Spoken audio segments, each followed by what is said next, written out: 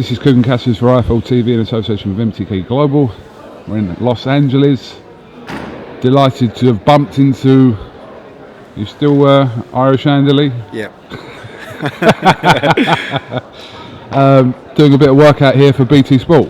Yeah, BBC. Oh, BBC. 5 Live, yeah. Well, they want. That was a little bit of a blip there, but yeah, BBC, yeah. Working for the BBC, so yeah. Yeah, it's nice. Mike Costello's one of the best, isn't he? So it's a privilege to be with him. I've stepped my game up in terms of my commentary, but it'll be good. Are you missing it? Not at all. Really? Not good. All, yeah, not at all. I was at some fights on Saturday in Dublin, and I was glad I wasn't involved. Now, before I used to go to the fights, and I feel like I want to be in there. You know, I want to show these people what I can do or what I'm capable of. But just didn't have that feeling anymore, and that's a good sign. Yeah. Has that come over the space of time, or did that come recently, or? When I decided to retire and I made it public, for about a week or two after, I was, I'd be like walking around a place sighing and things like that. Just coming to terms with the fact that you'll never be in there again. Never do this thing that I've done since I was a child. But it also brings a lot of opportunities and possibilities and excitement as well right now. Different things to explore and just have a normal and good life now. So no, I'm happily retired. Yeah. It's good to hear. I will ask your opinion on obviously some comments that Darren Barker made recently about potentially wanting to come back one last time to possibly fight Sergio Martinez. I know they had a little Twitter exchange and Martinez was kind of saying, all right, let's do it. Whether it's realistic for it to happen or not, but I mean, Darren's been out of the ring for 5, maybe 6 years. Obviously problems over his hip. What did you make of all that? I didn't think too much of it. I don't see why they couldn't fight if they both passed physicals. Darren has a hip injury in the past and Sergio Martinez had knee issues, and they've had that kind of close fight back in 2011 in Atlantic City. I fought on the undercard in that fight. Of course you did, yeah. Maybe I'll come back and fight on the No. Bring back that apart. Who did you fight on that undercard? Brian Vera. Brian Vera, okay. In a rematch. But no, I'll happily commentate if they do. But look, anyone can retire and change their mind. And anyone can do what they want. And if he wants to box, if he wants to fight again, why not? Especially just on a one-off fight. It's not like he's going to come back and fight a young, hungry champion. They're both at similar ages and similar stages in their life and careers. Both retired, so would I be interested in it? Probably not, but it would be a decent undercard fight, wouldn't it? If it was on a Anthony Joshua undercard in Wembley, and it'd be a nice send-off for both of them. It's funny, it's funny when you retire, and I've experienced it myself. You're more popular when you retire. I think Darren Barker's more more well-known and more popular now that he's not fighting. And I'm the same. It's mad, all this upsurge in popularity and well wishes towards you. But when I was fighting, it was like, yeah, that's Andy Lee, he's just a middleweight guy. But it's a strange phenomenon.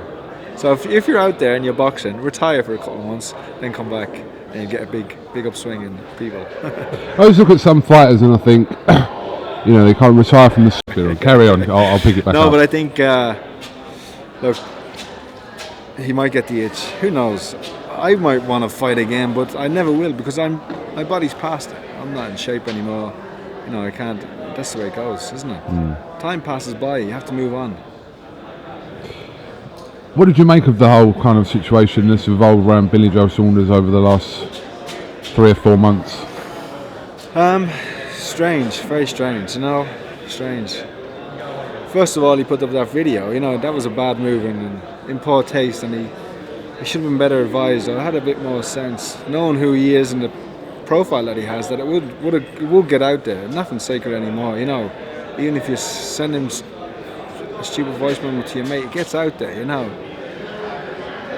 And he probably should have knew. Then the stuff with the failed drug test and getting stripped to his title. I don't know. Just going back, I think like $100,000 fine was a hefty fine, wasn't it?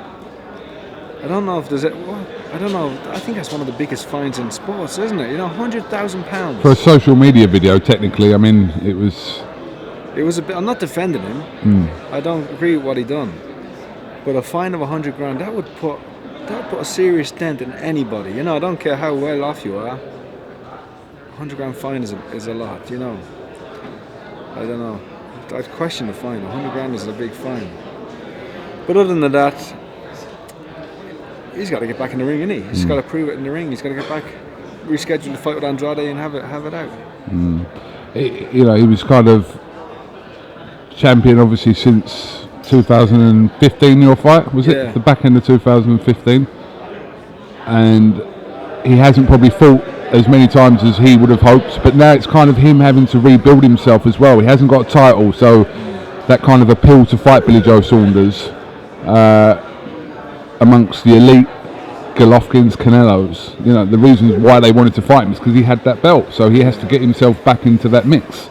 It's a difficult situation. Like he had, as his reign as a champion has been stop and start, up and down, fights cancelled, pushed back, and a couple of performances where he kind of cruised, and then he had that great performance against Lemieux, you know, and that just kind of showed where he's at, showed when he's on point how good he can be and how good he is. And you'd have to give him a shot against any of the champions. If he gets back with, like you said, not having the belt, he's kind of in that category of why should we fight him now? It gives him a reason not to fight him because he is tricky and he's good. He's got to get the fight rescheduled with Andrade, you know. Frank Warren has good connections with the WBO. I'm surprised that they stripped him. I'm surprised he didn't. He vacated. But I think the word was that he was going to be stripped if he didn't vacate. Title. Maybe, you know, I'm surprised that wasn't a move they made. An interim title. Look, get back in there, get back fighting, and get the fight Andrade, get back his title. It'd be a good fight, him and Andrade. Wilder Fury, have you been keeping tabs on what's been happening this week? I've watched your videos. A few dramas like yesterday at the press conference. I've seen the first cracks in Deontay Wilder, I think, a little bit. Especially when Fury made those comments about, and the video you made about going around and asking strangers do they know Deontay Wilder. When he made those comments in the press conference saying that nobody knew who Deontay Wilder was. You can see it in Wilder's face. You can see anger and frustration, and whether that's a good tactic by Fury remains to be seen, because Wilder might be a guy who thrives on that kind of stuff. He seems to be, you know. He talks about being the bomber, a different alter ego. Maybe that's a part of the transformation where he becomes meaner and aggressive. But look, this fight can go anyway. I believe it's a very hard fight to predict. That's what makes it so interesting, because it could end up with Wilder knocking him out in any round. Could end up with Fury putting on a complete masterclass and boxing him for 12 rounds. Fury could knock him out, or it could be an absolute bore fest. But I believe it will be an interesting fight. And once it gets to round 6, 7, 8, I think those are the crucial rounds in the fight. It's up to Wilder to make Fury fight, make him work for every minute of every round, especially early. And it'll be up to Fury to nullify him early on. Look at the patterns that Wilder boxes in, recognise the threat, and then start to assert himself and steal rounds early on, and then kind of box well down the stretch. It's one of the most like in terms of excitement, it's the biggest fight since Mike Tyson versus Lennox Lewis. And in terms of credibility, this fight's even better because both of these guys are in their primes. And they're both colourful, like, characters. And the winner of this fight will be the recognised heavyweight champion of the world. So it's an exciting fight. I mean, just going back to yesterday, do you think it was kind of Wilder kind of turning it on, you know, from what Wilder was saying, that he becomes this alter ego in the Bronze Bomber, and he was kind of making a point to the media, because he was quite intense with a lot of the media yesterday. We saw, you know, countless clips of him kind of looning out a little bit, or do you think it was kind of possibly tactical on his side, or do you think he was generally kind of I think he was pushed? amped up. Yeah. Probably feels a little bit underappreciated, and that people aren't recognising that he's knocked out everyone he's been in the ring with. And I know a lot of those fights weren't great fights, but if you look at these last few fights, Deverne twice and Ortiz, those are serious men, you know, to be beaten and then knocking out. And it's the fight's a great opportunity for both of them because, as I said, the winner will be the recognised champion, and both of them will have beaten one of their main rivals. So it's a huge fight, and I'm sure they're looking forward to it now. I'm sure they're sick of all this talk and conjecture, or whatever, and just get in there and fight.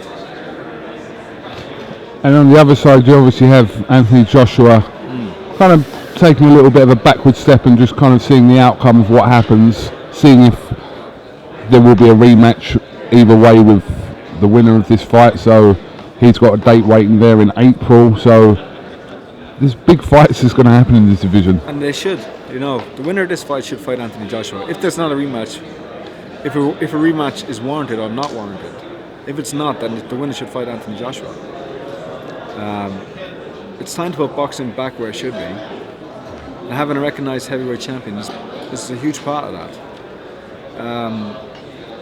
Like, people forget, I read it, like Declan Taylor did a story. It's only been 10 years that he's first stepped in the ring, Anthony Joshua. It's been a couple of days ago, was the anniversary, 10 years since he stepped in the ring. So he's still learning as a fighter, which you can see huge improvements. With every fight, he makes adjustments. And even though he's in against more experienced opponents, he's still winning. So I think it's going to play out well. Whether he has a fight in April, it'll be more learning. He might need that. It's definitely stepping in the ring with one of these guys, because even though he's the champion and a unified champion with two of the belts, 2 or 3 of the belts, these guys are probably slightly ahead of him in terms of experience in the ring and the threat they pose. But it all plays out nicely. This is a huge fight. This is the biggest fight for me, barring Anthony Joshua. So once this fight's over, it'll be great to see them all, the winners, fight each other. Okay, no worries. Well, I'm going to let you get back to your BBC commitments. Yeah. Got that right then. And hopefully we'll catch up with you again soon. Yeah. Thanks, guys. Thank you very much. Film CASSIUS with Andy Lee here for IFL TV. Thank you very much.